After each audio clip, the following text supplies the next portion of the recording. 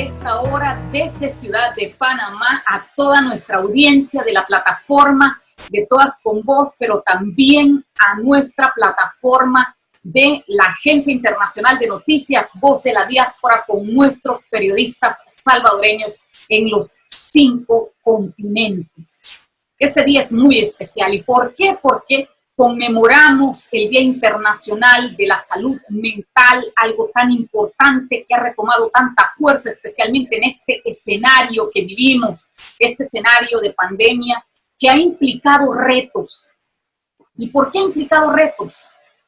Por todas las situaciones diversas que se han ido generando alrededor de la pandemia, no solo la situación de el riesgo físico que tenemos, el riesgo de nuestra salud, sino también ha implicado también la parte emocional, ha implicado, por ejemplo, pérdidas de empleo, ha implicado situaciones emocionales producto de, obviamente, pérdida de familiares. Esto es algo realmente muy duro de enfrentar. Hay tantas aristas alrededor de esta situación. Me acompaña ahora la persona perfecta para hablar de este tema, sin duda.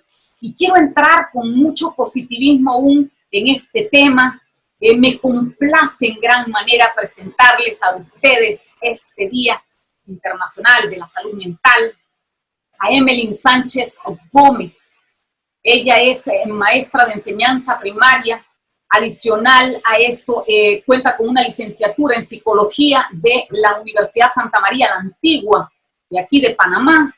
Ella posee una maestría en neuropsicología de la Universidad San Buenaventura de Colombia. También tiene un doctorado en neurociencia cognitiva de la Universidad Maimónides de Argentina.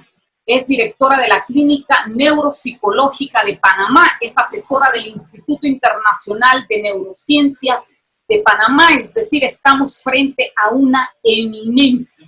Y quiero decirle a nuestros compatriotas salvadoreños que me ha llenado de gran alegría tener a Emelyn Sánchez como entrevistada, porque vamos a darles esta noticia, Emelyn, que tú eres una combinación, madre salvadoreña y padre panameño. Así es que yo te doy la más cordial de las bienvenidas a nuestra plataforma de Todas con Voz y, por supuesto, a nuestra plataforma de Voz de la Diáspora, porque estoy completamente segura que celebramos nosotros siempre que encontramos a nuestra gente con sus raíces y su amor por esa cultura nuestra en todas partes del mundo. Así es que te abrazo. Estamos aquí en Ciudad de Panamá, pero conectadas por la tecnología. Bienvenida.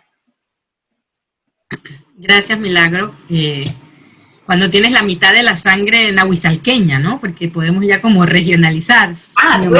Tu madre es de Nahuizalco. De Nahuizalco, ¿no? Entonces, y conozco Nahuizalco. Las mejores Semanas Santas se pasan en Nahuizalco con las alfombras y toda esta parte maravillosa de Salvador. Y esto que nos acaba de pasar, esta alegría, es una de las cosas que más nos está costando en época de pandemia, porque el latino es fraterno.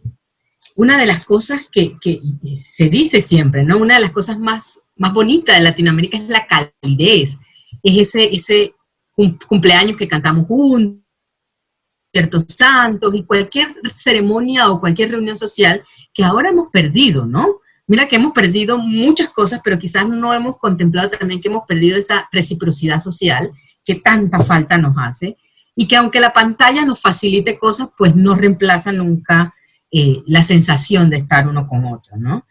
Un momento difícil de la historia, pero interesantísimo de mirar. Si lo miras como el privilegio de verlo históricamente, esto suena un poco frío, pero si tú miras el momento histórico como un momento de aprendizaje, ¿no? Que nos revela del humano. Y lo primero que nos revela es que el cerebro es un órgano que tiene una función principal, y es la de reducir la incertidumbre del futuro. Mira qué fácil suena, pero qué difícil si nos ponemos a pensar en época de pandemia, porque es que ni siquiera tenemos un futuro escrito, ¿no?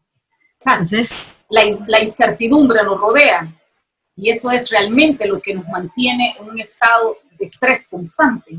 Ajá, que ya es crónico. Ya después de 7 meses de estar sometidos a estas noticias y a estos vaivenes, el estrés se vuelve crónico. El estrés es bueno, el estrés tiene un momento y tú y yo estamos en algún momento estresadas para poder tener este nivel de conversación. El cerebro tiene noradrenalina, el cuerpo tiene cortisol y hay un poco de funciones que se alteran para que tú y yo tengamos este nivel de estrés para funcionar.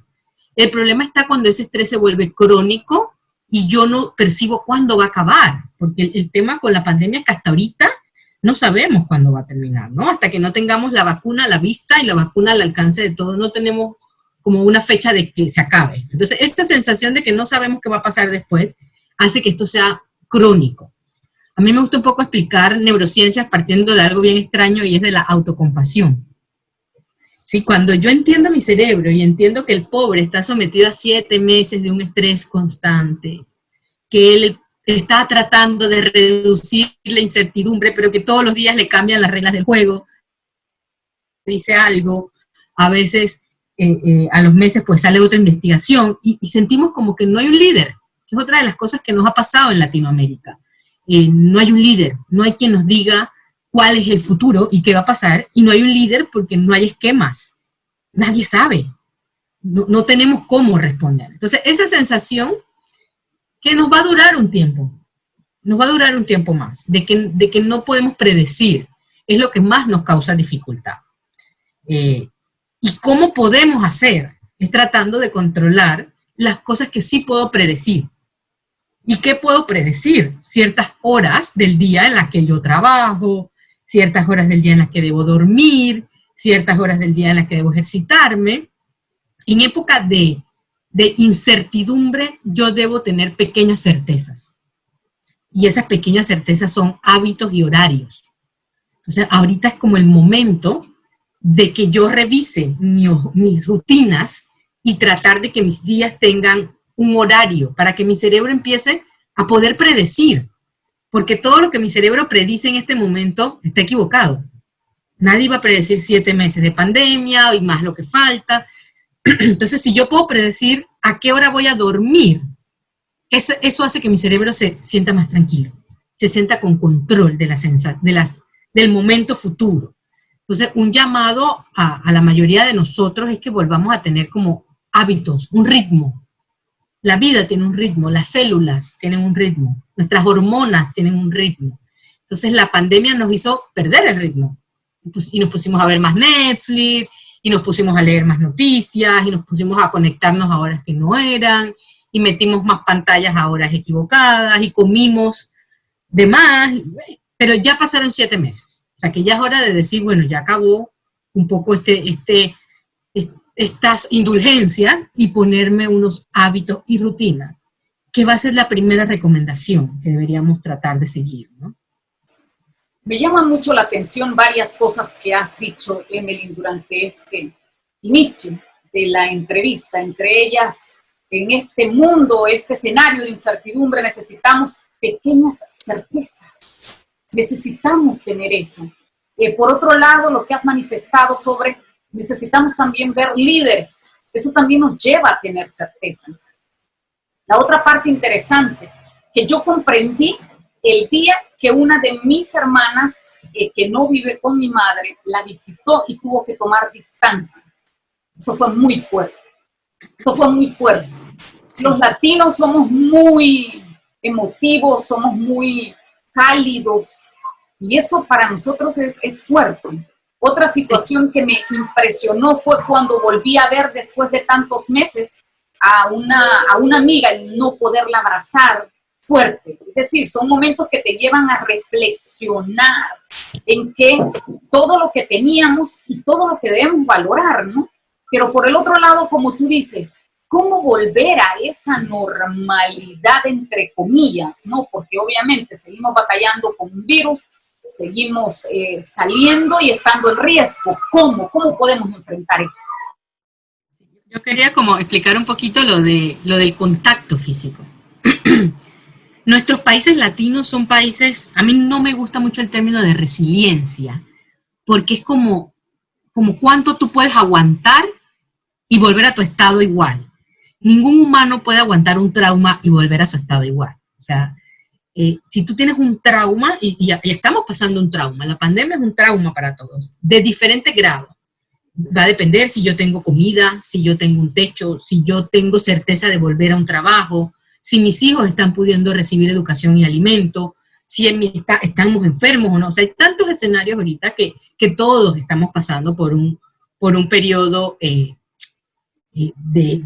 estrés. Entonces, te quería contar, Latinoamérica es somos fuertes, ¿sí? Ya hemos pasado por muchas cosas. Creo que El Salvador es un pueblo que ha pasado por muchísimas cosas.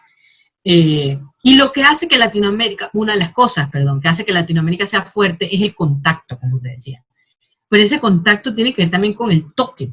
Y el toque produce todo lo contrario de los químicos que producen el estrés. El estrés está producido por noradrenalina en el cerebro y cortisol y adrenalina en el cuerpo. Pero el toque te produce oxitocina, que es la hormona del amor, del apego, de la tranquilidad.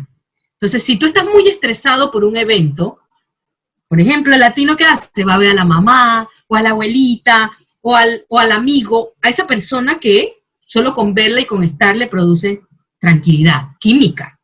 No estamos perdiendo eso, o sea, no estamos pudiendo ni siquiera tranquilizarnos con el olor de nuestras madres o con el olor de nuestros amigos, porque somos bien básicos a veces. Las memorias de nosotros se graban con cosas que no nos estamos dando cuenta, y la olfativa es muy importante. El olor de los frijoles para mí es amor. O sea, a mí me han creado punta de frijol en el desayuno, en el almuerzo y la cena, y la tortilla es muestra de amor. Entonces, todas esas sensaciones nos estamos perdiendo, y eso se llama la multisensorialidad de lo social, ¿no? Que en este caso nos haría muy bien para el estrés. Entonces, una de las recomendaciones es que uno trate de tener su burbuja un poco conservada, pero que esa burbuja te permita tener esa proximidad con alguien fuera de tu familia nuclear, ¿no? Porque el cerebro también se cansa. Entonces estamos socializando con los mismos, que es nuestra familia nuclear, pero necesitamos los otros, necesitamos esa socialización de ir al trabajo y de salir y de tener otro tipo de estímulos, ¿no? Así que tocarse es sumamente importante. Entonces ahora vamos a ver que esto, como va a demorar un rato, las burbujas internas, que son burbujas que, no sé qué dice Europa, que ha funcionado para ellos, de 20 miembros, donde tú puedes controlar que ninguno de los miembros ha dado positivo o ha tenido algún tipo de síntomas, ¿no? Porque no podemos seguir aislados. O sea, esa estrategia estuvo bien por un tiempo, pero nos va a pasar penalidad cognitiva, emocional, y ahí vamos a ver que ya se nos dispararon en el Día de la Salud Mental. Hablar de salud mental es hablar de no salud mental, porque tendremos que hablar de depresión y ansiedad, que son los trastornos que se han disparado con la pandemia, ¿no? Y hablemos precisamente sobre eso, sobre este fenómeno que se ha disparado, sobre lo que la Organización Mundial para la Salud ha denominado la segunda pandemia. Es decir, estamos luchando contra COVID-19, pero también ahora estamos luchando contra esta pandemia en cuanto a la salud mental. ¿De qué tipo de padecimientos más comunes estamos hablando? Tomando en consideración, por ejemplo, que la misma OMS habla del recrudecimiento de casos de violencia intrafamiliar, por ejemplo. Imagínate, comenzando por ahí. Entonces, ¿de qué escenario emocional estamos hablando? ¿Qué es lo más común que vemos ahora mismo? Y, por supuesto, la otra parte de la historia. ¿Cómo podemos, Emily, abordar esto, sanar esto, salir de esta situación? Sí, una de las cosas que nos pone en desventaja con algunos otros países, quizás europeos, es nuestro estado de salud previa con la que entramos a una pandemia. Eso significa salud física y salud mental. O sea, las experiencias de vida de cada uno, cómo llegamos a la pandemia, tu milagro, fue diferente a tu historia de vida como llegué yo a la pandemia. Entonces, dependiendo de la historia de vida de cada uno emocional y física, si llegué con un buen sistema inmunológico, porque me alimento correctamente, porque vivo en una zona de bajo nivel de contaminación atmosférica, porque tengo el lujo de tener área verde en mi casa y la área verde de salud, y porque puedo tomar algo de sol, y porque tengo algo de a la pandemia, ¿no? Entonces ya yo entro con un estado de salud mejor. Lo que nos estaba pasando es que tenemos un modelo económico tan rápido y tan voraz que ya teníamos un ritmo y un estilo de vida que no era el más saludable. O sea, realmente en salud mental se nos estaban incrementando los casos de depresión, de ansiedad y de deterioro cognitivo a edades tempranas también, que al final todo esto va sumando porque uno se va convirtiendo en carga para los estados, en carga para los familiares, porque son enfermedades incapacitantes, ¿no? Entonces, el estado previo con el que entramos a la pandemia es importante. Algo que también es importante es que cuando usted llega al cardiólogo, usted le pregunta, bueno, su abuelito murió del corazón, o su abuelita, y le hacen como con la parte de salud mental casi que hay un estigma y un mito. Entonces, si en la familia hubo alguien que se suicidó, por ejemplo, o que, perdón, cometió suicidio, el término correcto, y acabo de cometer un lapsus mental, lenguaje malo, si murió, cometió suicidio, murió por suicidio, nadie lo dice, ¿no? Entonces, yo no sé si tengo ese riesgo genético, si tengo una vulnerabilidad a la depresión. O se dice, no, es que sí, tu abuelito sufría de los nervios, pero no sé realmente cuál es o premórbida de salud mental. Entonces, eso sería la primera recomendación. Hablemos de lo que se considera enfermedad mental. Hablemos de las personas que han tenido condiciones previas para yo saber en mi familia si traigo un riesgo biológico. Lo segundo es mirarse. Yo creo que estamos tan acostumbrados a ir tan rápido que tenemos poco tiempo para mirarnos. Lo hablamos un poquito antes, tú y yo.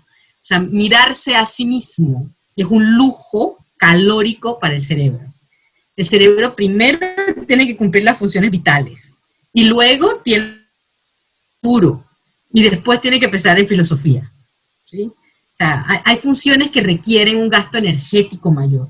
Y pensar en sí mismo es como irte a tu lenguaje interno y mira, tú te vas hacia el pasado con tus experiencias pasadas para tratar de resolver el futuro. Y ahí nos mantenemos el 50% del tiempo, yéndonos al pasado y al futuro. Así que una de las recomendaciones sería que en pandemia tratemos de estar menos tiempo en el lenguaje interno. Ahorita no es momento para autoconocimiento o todo esto, porque estamos llenos de miedo. Y el miedo nos va a decir en el lenguaje interno de que la situación es gris, de que la cocina no nos va a presentar un escenario bueno. Entonces, ahorita y ahí viene la recomendación con la meditación. Y quería hacer esta introducción para llegar a esa recomendación. O sea, una de las recomendaciones que se está dando en pandemia es mantenerte aquí y ahora, para evitar que ese cerebro divague en predicciones incorrectas. ¿Sí? Qué interesante eso que anotas en este momento. No es momento de introspección y de darle vueltas y vueltas a los pensamientos. ¿Sabes qué curioso? Yo ayer estaba precisamente meditando sobre eso, ¿no? Cada cual tiene sus espacios, por ejemplo, ya en la noche, cuando ha finalizado tu jornada laboral o los pendientes que tienes. Y yo reflexionaba sobre la importancia de vivir un día a la vez. Es decir, hoy estamos aquí, estamos saludables, gracias a Dios, debemos seguir con esa energía positiva y mañana será otro día. Es interesante esto que apuntas. Esto significa entonces que debemos buscar más hacia afuera, es decir, ocupar el cerebro en ocuparlo realmente, ocuparlo de actividades, ocuparlo de nuevas ideas. Por ejemplo, hoy vemos cómo ha florecido el emprendimiento.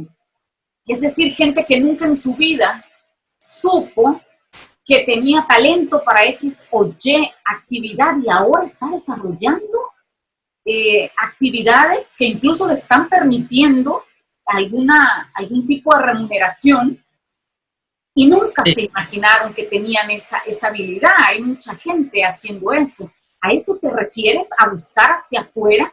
Es decir, no es tanto el hacer autoanálisis de las cosas, porque eso nos podría llevar a un escenario no tan positivo, sino más bien ver un día a la vez las oportunidades, qué puedo hacer, cómo puedo administrar mejor mi tiempo y ese tipo de pensamientos. ¿Estamos hablando de eso, Emily? Sí, vamos a entender primero que nosotros no gobernamos el cerebro. El cerebro es un órgano muy interesante porque pasa la mayoría del tiempo dentro de sí mismo. Y la mayoría de las funciones que el cerebro hace tienen que ver con sostener el cuerpo, no con el medio exterior. ¿Sí? Yo tengo que tener mi ritmo cardíaco, las hormonas correctas, ir haciendo digestión, otros procesos, y el cerebro se encarga de todos esos procesos, pero también se encarga de esto que estamos haciendo y de interactuar con el medio exterior. Con el medio exterior el cerebro pasa probablemente el 50% del tiempo. Y ahorita lo que estamos haciendo se llama estar en tarea. Tu cerebro está en tarea, me está escuchando. Pero el 50% me estás escuchando. El otro 50% estás diciendo, ah, mira, qué interesante lo de las pequeñas certezas. Y te quedas divagando, porque si no, no hay aprendizaje. O sea, uno escucha, no puede estar 100% prestando atención, si no, no aprendes, solo estás respondiendo. Entonces tú escuchas y te vas a esa red. Esa red es la que a veces no está siendo saludable en situaciones de estrés y ansiedad. Porque la química de mi cerebro cambia. Y como la química cambia, yo estoy listo para 3 cosas. O pelear, y por eso estamos más irritables, más contestones, más agresivos en el manejo, más intolerantes, o para huir.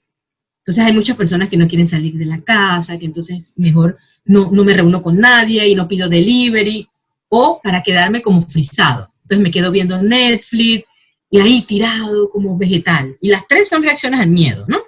Y cada quien tiene la reacción con la que ha aprendido a que va a resolver esa situación.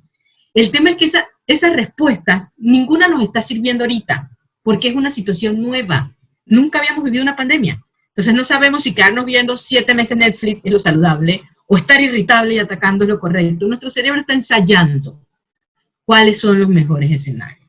Y en ese ensayo, él está sobreviviendo. Y cuando tú estás sobreviviendo, tú no estás filosofando acerca de ti mismo.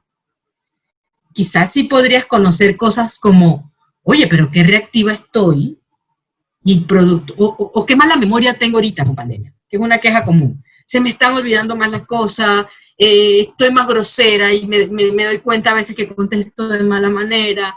Esas cositas, pero esas cositas son cómo reacciono yo al miedo. Pero no es momento como para hacer mayor introspección, que me llevaría a un gasto calórico que no requiero en el momento. Wow, interesante. Entonces, la recomendación... En este sentido, ¿qué recomiendas? ¿Qué debemos hacer? Porque, por ejemplo, nos muestras 3 escenarios, ¿no? La persona resuelve de acuerdo a lo que considera que es para ella o para el cerebro. O la persona o el cerebro. El cerebro aprendió de alguna manera. Ponte, mi abuela aprendió que para ser resiliente ella cocinaba. Y a través de eso ella vendía merienda en El Salvador y aquí en Panamá vendía cosas. Y el afecto en mi familia se demuestra a través de la comida. Entonces mi cerebro, que aprendió nuestro cerebro familiar, que a través de la comida ibas a aliviar la pandemia. Y mi refrigerador está lleno de comida que me manda la tía, que me manda mi abuela, que me manda mi mamá, porque eso fue lo que aprendimos que nos traía confort. Entonces, hay algunas cosas que sí podemos repetir, porque nos están aliviando un poco. Y hay algunas nuevas que tendríamos que ensayar, como el ejercicio físico. Mira que parece un cliché, pero moverse alivia mucho al cerebro. El humano siempre se ha movido.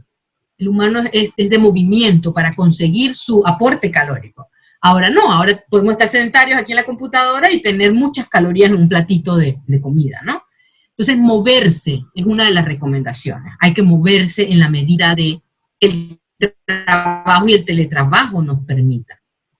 Es decir, aquí vienen, por ejemplo, las rutinas de ejercicio físico que puedes hacer, por ejemplo, si vives en una casa, puedes hacerlo en el patio de tu casa. Si tienes temor, por ejemplo, de salir a lugares mucho más abiertos, en donde estés en contacto con otras personas, Si vives en un apartamento, pues buscar el área social o el área donde puedas ejercitarte. Es decir, buscar esos espacios, ¿no? Hay otras de movimiento, formas, de movimiento. De movimiento. Por ejemplo, hay personas a las que les encanta bailar en su casa. Podría, por ejemplo, ser esa una técnica. Fíjate. Sí. O hacer una rutina entre los cuartos. Voy al cuarto voy al baño y camino. Parecemos locos, pero caminamos dentro de la casa porque la idea es moverse en un espacio reducido. El tour. Y lo otro que hemos descuidado un poco es el sol. Panamá es un país con mucho sol, pero de alguna manera el 70% de las personas estamos saliendo bajos en vitamina D, que se obtiene del sol. Entonces, un llamado de alerta también. Si tú te estás sintiendo un poco más,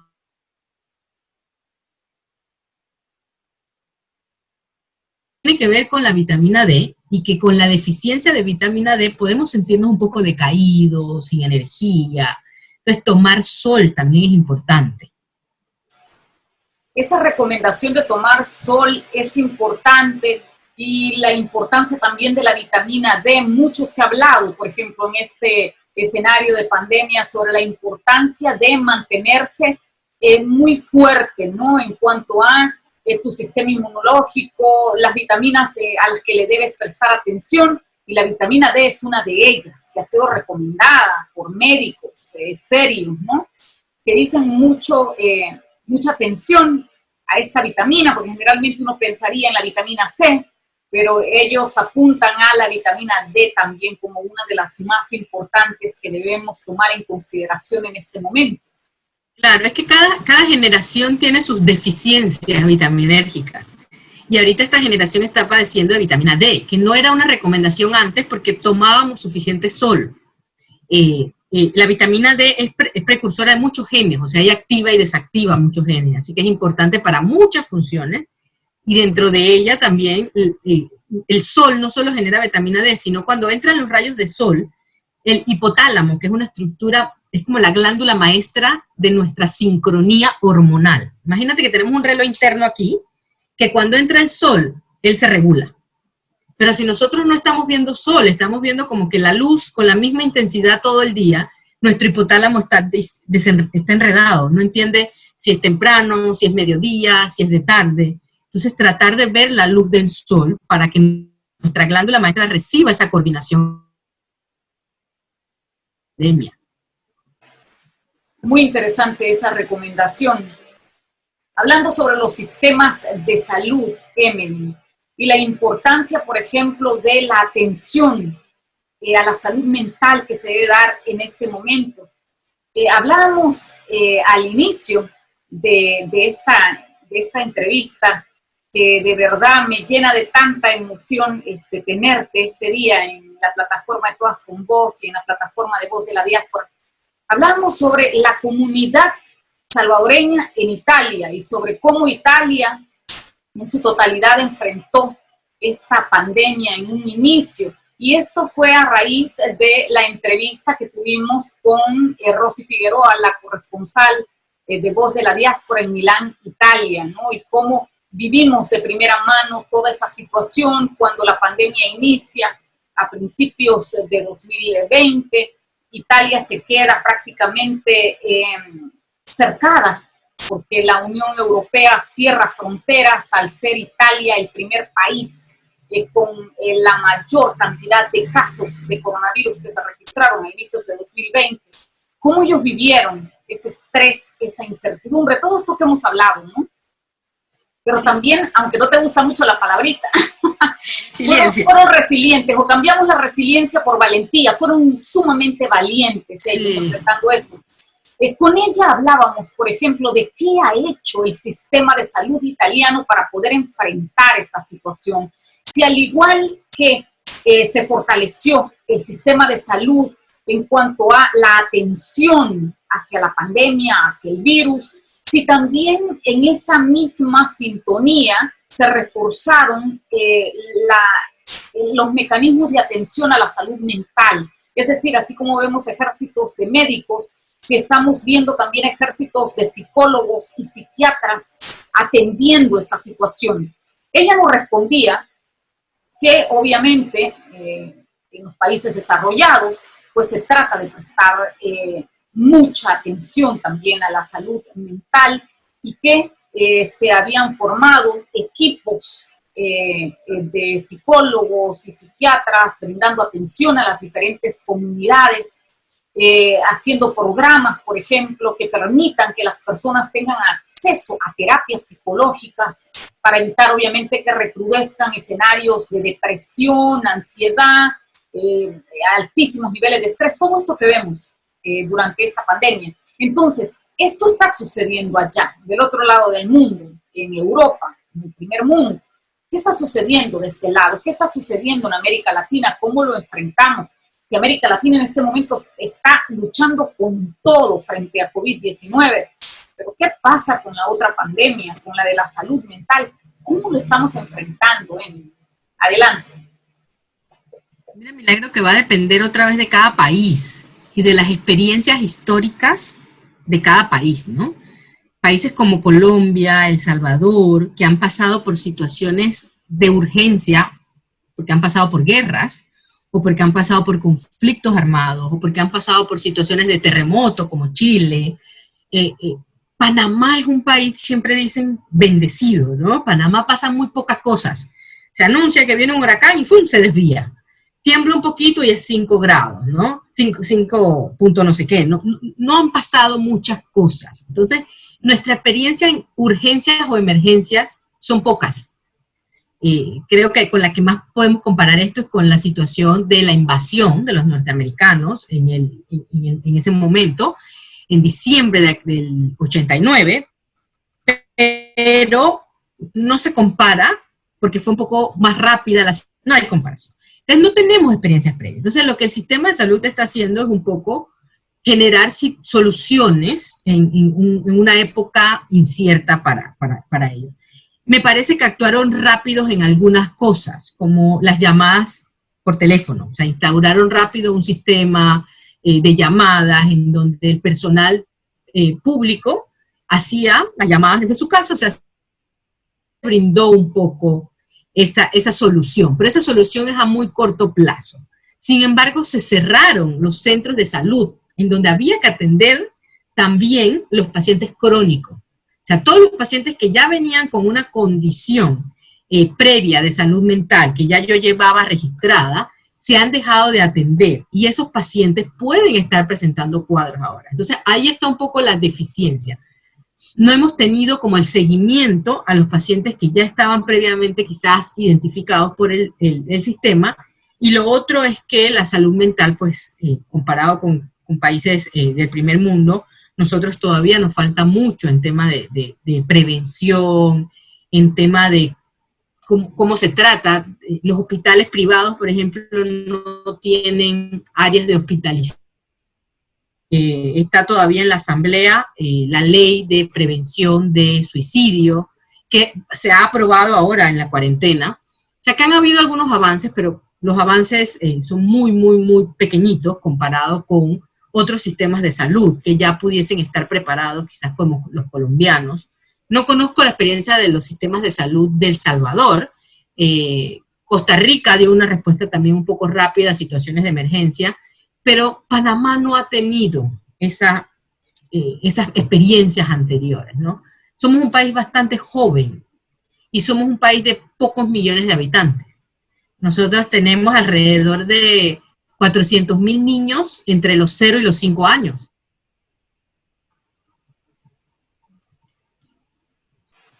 Eso habla mucho, exacto, de la cantidad de población, un poco más de 4 millones de habitantes, en un territorio que, por ejemplo, es 3 veces más grande que El Salvador, que tiene 21,000 kilómetros cuadrados nada más, con 7 millones de habitantes, imagínate, aquí no.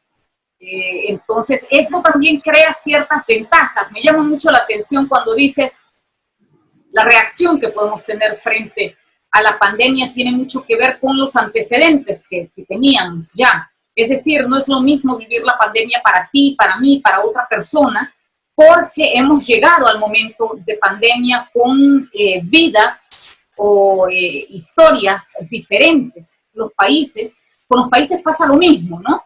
Es decir, países con por ejemplo, procesos históricos más comprometidos, con mayores dificultades, pues obviamente que traían un ingrediente de estrés superior a países en donde, como ya lo has apuntado, en el caso de Panamá, pues es una circunstancia mucho más tranquila. Es decir, Panamá es un país que generalmente no genera pues este tipo de noticias que vemos en otro tipo de países en donde pues hay conflictos armados, hay situaciones de tragedia natural, constantemente están generando este tipo de información. Mira lo interesante, Milagro, de los préstamos que tomaron cada país, con nuestro vecino Costa Rica, ¿no? Que yo creo que dentro de Centroamérica, con el más justo que podemos compararnos con Costa Rica, porque tiene un buen salario, un nivel educativo, y Costa Rica hizo un estallido social y tiene protestas acerca de estos préstamos. En Panamá hicimos humor y por ahí sacamos un meme y nos indignamos en las redes, pero no hubo un estallido social, porque no estamos acostumbrados a responder de esa manera. No son nuestras experiencias previas. Chile tiene otro escenario de estallido, otro escenario de comportamiento social. Nosotros somos un país bastante diferente en algunos comportamientos y cómo respondemos a esos comportamientos. Y una de las cosas que nos hace resilientes es el humor. El panameño, no sé si tú como salvadoreña lo has notado, tiene un humor bastante peculiar, ¿no? Exacto, tú sabes que es tan interesante. Contigo he aprendido lo que no he aprendido 20 años viviendo en Panamá. Y te voy a explicar eso, exacto. Tú sabes que yo siempre que pienso en la cultura panameña y en el panameño, yo pienso en esa tan simbólica canción, El tambor de la alegría. Y es que es así. Yo siempre le digo a mis amigos, yo aprendí a sonreír en Panamá, es decir, el panameño es muy alegre. Habla con la cara. Habla con su rostro. Con las manos. Exacto, habla con las manos y siempre aboga por la paz. Se suscitan situaciones difíciles que uno pensaría, wow, este es el escenario perfecto, el caldo de cultivo perfecto para un estallido, pero el panameño mantiene siempre esta tranquilidad y al final del camino, como tú dices, se manifiesta con mucho humor. Yo creo que hay que aprender muchísimo de culturas como la panameña. Fíjate, en este momento el escenario de la pandemia no es tan fácil para Panamá. De hecho, ha sido el país más golpeado de la región. Yo he visto este nivel de valentía del panameño realmente. Un nivel de valentía y también se ha tomado con cierto humor a algunas cosas. Por ejemplo, yo recuerdo un personaje de la televisión, ¿no? Que es un chico que siempre está pues bromeando sobre diferentes temas. Él hace parte de un staff, de un programa también de humor. Y cuando hubo un anuncio de parte del presidente de Panamá, del presidente Cortizo, cualquiera hubiese pensado que se lo iban a tomar con una postura mucho más enérgica y fue realmente un tema de mucha risa. Él aparecía en un spot hablando sobre el tema y al final del camino, eso que pudo haber sido un anuncio un tanto estresante o generador de incertidumbre, porque era que el presidente tenía que dar un anuncio, pero al final no lo dio ese día y el anuncio pasó para el siguiente.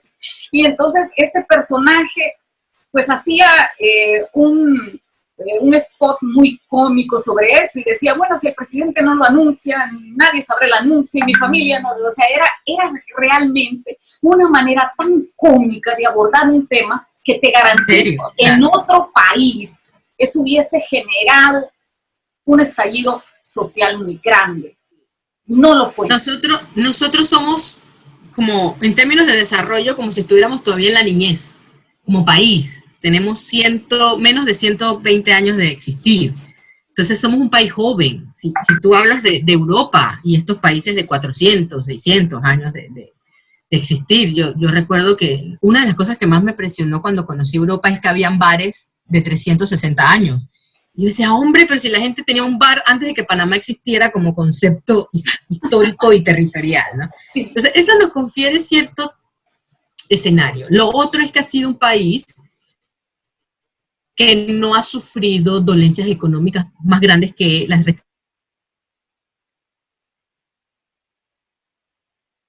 no, nos recuperamos fácilmente. Y lo otro ha sido la presencia de una moneda estable. El panameño no entiende esta fluctuación del dinero. A mí me tocó estar con unos amigos argentinos cuando en ese momento el peso argentino estaba en 26 pesos y terminó en 42 pesos. O sea, en un momento tu moneda, que es algo que tú sientes que es algo seguro, o tus ahorros, dejan de existir o cambia En Panamá eso nunca ha pasado. El dólar ha sido una constante para nosotros. Entonces tú te acuestas con $5 ahorrado y amaneces con $5. Entonces esos cambios que no hemos tenido, no hemos sido inestables, hemos tenido de alguna manera algún apadrinamiento. La Gran Colombia en su momento, la presencia de los Estados Unidos y sus militares en su momento, y ahorita mismo yo diría que la presencia de los organismos internacionales y toda esta banca que nos presta dinero, pues no nos quita el ojo de encima. Somos un país prometedor para los préstamos internacionales, ¿no? Yo sacaba hoy la matemática y decía, chicas, si teníamos una tasa de informalidad de trabajo del 50 y pico % y se estima un 25% de desempleo, vamos a quedar en un 75%, ¿quiénes vamos a sostener el país? Entonces, ahí ya vienen otras repercusiones de la pandemia, que tenemos que gerenciarnos, Milagro. Y un poco el llamado, si tenemos que cerrar por tiempo, es aprender a gerenciar un periodo difícil que no ha terminado. Y los alpinistas dicen que es tan difícil subir la cuesta como bajarla. Entonces no podemos gastarnos las energías subiendo porque después no vamos a bajar de buena manera, ¿no? Vamos a bajar inflamados, enfermos, con otras enfermedades. El otro llamado es que se atiendan las enfermedades. Hay que ir a su chequeo médico, no hay que tener miedo de ir al médico, de controlar su corazón, su azúcar, que son enfermedades crónicas que ponen en desventaja a Latinoamérica. Esa es una de las diferencias también con Europa. Aquí tenemos unas enfermedades crónicas que nos traían ya la obesidad, la diabetes, la hipertensión, nos traían un poco complicados, ¿no? Sí, esa parte es sumamente importante. Es decir, antes de pasar al escenario mental hay que atender la parte física. Hay personas que, por ejemplo, no van al médico por temor a no salir o por temor a no tener contacto con los centros hospitalarios o las clínicas. Es importante que nos atendamos. Es muy importante. Sí, que la prevención. La prevención, los chequeos no se salten. Mira, estamos en el mes en el que pues se presta especial importancia al cáncer de mama este mes de octubre, así es que no hay que saltarse esos chequeos, hay que ir oportunamente, vencer el temor. Volviendo al tema de las afectaciones mentales, las afectaciones emocionales en medio de esta pandemia, ya para ir un poquito cerrando, ha sido de verdad tan enriquecedora esta entrevista. Creo que el tiempo se ha ido mucho más rápido Sí. de lo que esperáramos. Sí. En este sentido, por ejemplo, terapias que tú recomendarías, maneras en las que pudiésemos entrar en ese tipo de alivio o atención a nuestra individualidad, que muchas veces la desatendemos. Por ejemplo, ahí entran palabras como el mindfulness y otro tipo de términos que ahora estamos utilizando y que pudiesen ser como esa tabla de surf que nos mantiene a flote. ¿Qué nos recomendarías tú en este momento? Mira, la salud mental es como una pirámide. Tú tienes que tener bases fuertes mentalmente. ¿Y qué es una base fuerte? Es una base, por decirlo, física. Tu cerebro tiene que estar físicamente bien. ¿Cómo un cerebro está físicamente bien? Lo hemos estado como hablando. Hay que moverse para oxigenar. El cerebro necesita oxígeno para funcionar. Hay que comer correctamente. Un enemigo refinado y los carbohidratos.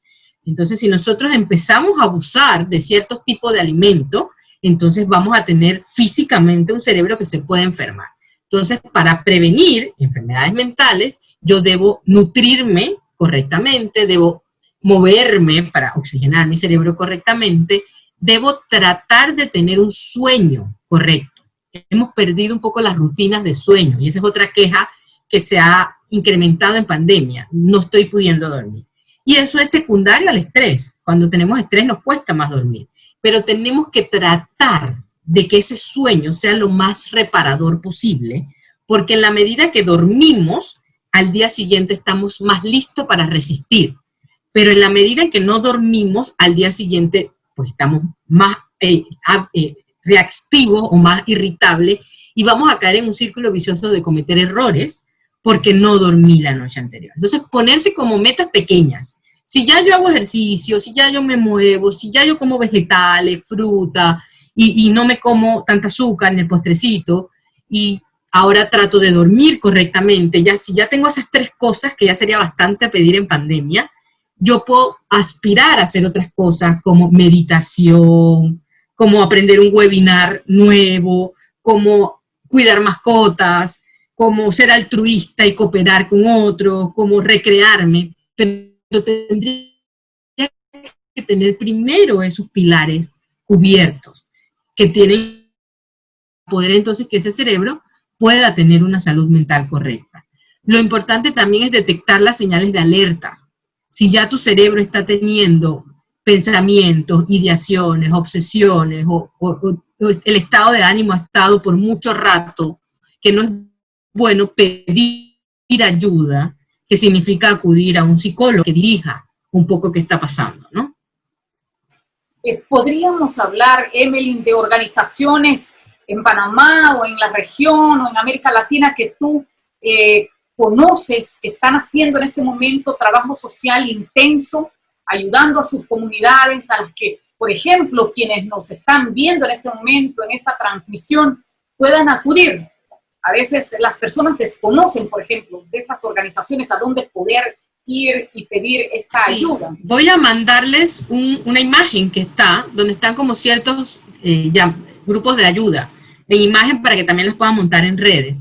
Hay un número de urgencia que se me escapa ahorita, porque la memoria es una de las cosas que se nos está afectando con la pandemia, y podría ser imprecisa en decirlo, pero hay una línea de asistencia psicológica por teléfono, que creo que tienen un estimado de 4 a 6 secciones máxima de atención. A sus médicos de cabecera para que los refiera con algún psiquiatra que esté atendiendo ya en el momento. Los centros de salud tienen psicólogos y tienen psiquiatras atendiendo. Si la persona tiene seguro social, también puede acercarse para que haya atenciones de ese tipo. Muchas comunidades religiosas ofrecen dentro de sus servicios este tipo de atención psicológica que también podría ser. Y una de las cosas que ha funcionado es las redes. Muchos chicos están buscando ayudas en redes y también tiene validez este tipo de atención por redes en una situación de urgencia. Lo importante, ya te digo, te quedo debiendo y les voy a compartir la imagen donde esté la información correcta. La USMA, por ejemplo, ofrece terapia a bajo costo también, individual, familiar, pero creo que los centros de salud ahorita no está abierto el servicio de psiquiatría. Interesante. Lugares a donde se puede acudir, en algunos casos de manera gratuita, en otros casos con costos disminuidos, pero es importantísimo poner esto al servicio de las diferentes comunidades.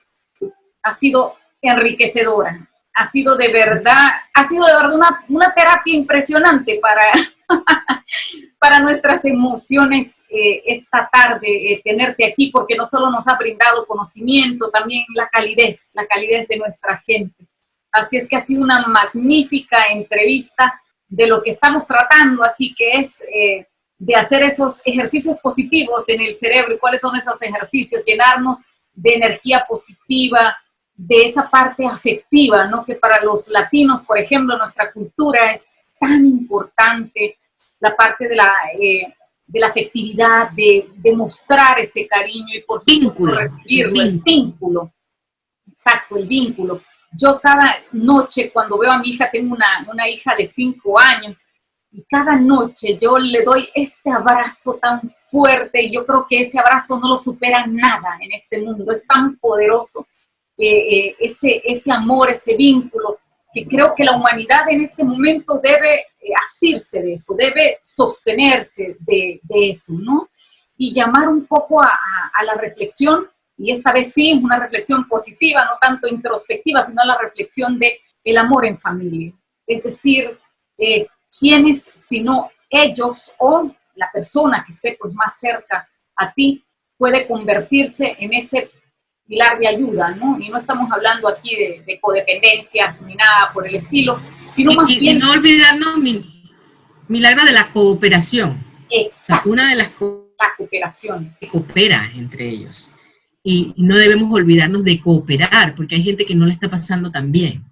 Entonces, los que tenemos algunos privilegios podemos compartir con otros para poder realmente salir todos de esta de la mejor manera. Entre menos personas pierdan su empleo, mejor nos va a ir a todos en el país. Mientras menos personas tengan que salir a robar, mejor nos va a ir a todos. Así es. Entonces, es tratar de cooperar entre todos, que es amor al final, amor a la especie humana, que es el único, la única garantía como emoción que nos ha traído como supervivencia la cooperación y el amor.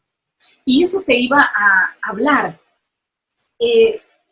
¿Qué sentimientos positivos, por ejemplo? Porque las afectaciones emocionales están por un lado, pero también por el otro lado, siendo positivos, siendo optimistas, podemos hablar de todos esos sentimientos que ha traído el escenario de pandemia. Y es decir, por ejemplo, la solidaridad, el pensar un poquito en el otro, el saber que este virus nos ve a todos por igual. Es decir, aquí no hay diferencia entre clase social ni raza. Somos humanos, vivimos en esta humanidad y hemos visto nuestra vulnerabilidad ante eso. Es decir, nos ha puesto en un escenario también de paridad. Nos ha puesto en un escenario de hermanos, ¿no? Si estamos juntos en esto, podremos salir juntos de esto. Entonces, ojalá, Emily, que como humanidad nos lo tomemos en serio y comencemos a pensar así, ¿no? A sacar lo positivo dentro de todo este escenario de incertidumbre y decir, si estamos juntos, vamos a poder... Si te das cuenta, la inmunidad funciona por cooperación. O sea, si yo me pongo la vacuna y tú no cooperas con la vacuna, no va a servir, no hay una inmunidad. Entonces, el que logremos inmunidad de este virus va a requerir de cooperación de todo el mundo para poder realmente salir. Y eso nos pone en un escenario interesante de cooperación. Cada país tiene que cooperar. A mí no me sirve que Panamá tenga los mejores escenarios de bioseguridad si Costa Rica no los cumple o Colombia no los cumple, porque no vamos a poder tener las fronteras cerradas para siempre. Entonces, todos los países tienen que cooperar, por lo tanto, cada individuo tiene que cooperar.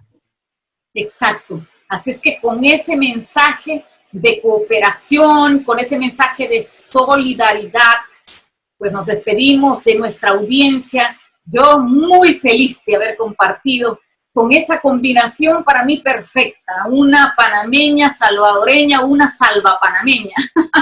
Hubiera quedado bien con una quesadilla. Ah, con una quesadilla. Mira, yo también, y con una taza de café. Creo que vamos a poner antojada a nuestra audiencia de La Voz de la Diáspora. ¿Te imaginas una quesadilla con una taza de café en Milán a esta hora?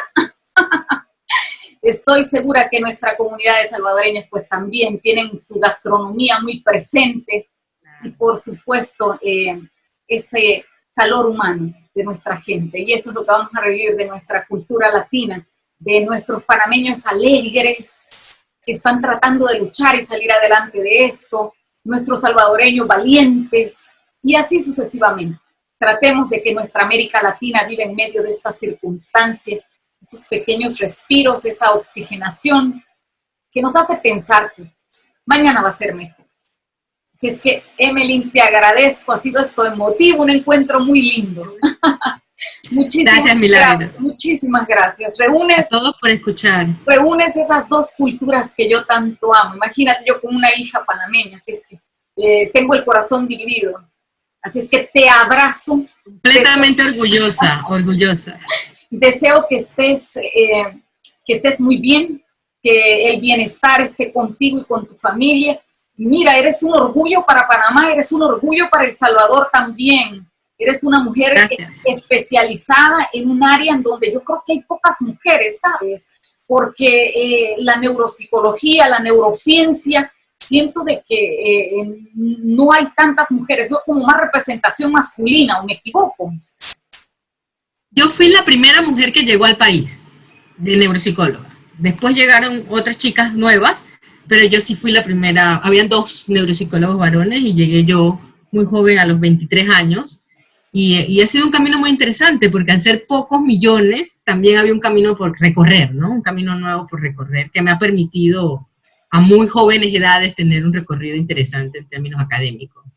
Y Panamá es muy lindo, o sea, ya viste, te enamoraste de él, así que con esa alegría siempre los invitamos a que por ahí nos vengan a conocer más adelante, nos descubran. Así es, y un orgullo tú para nuestro movimiento Todas con Voz. Imagínate, la primera neuropsicóloga que llegó a Panamá, panameña, mitad salvadoreña. Eres un orgullo para América Latina. Muchísimas gracias. Y esta ha sido la entrevista con Emelyn Sánchez Gómez. Te enviamos un fuerte abrazo. Enviamos un fuerte abrazo a nuestra comunidad de habla hispana en los 5 continentes, a nuestra plataforma de Todas con Voz y nuestra plataforma de Voz de la Diáspora. Así es que nos despedimos. Feliz Día Internacional de la Salud Mental. Que todos estemos siempre con pensamientos positivos a pesar de la adversidad. Aférrese a su familia, a su amor por lo que hace. Si cree en Dios, abrace su creencia. Si cree en otras cosas, abrácelas también. Siga adelante. Eche pa'lante, como dicen los panameños. Un abrazo. Chao.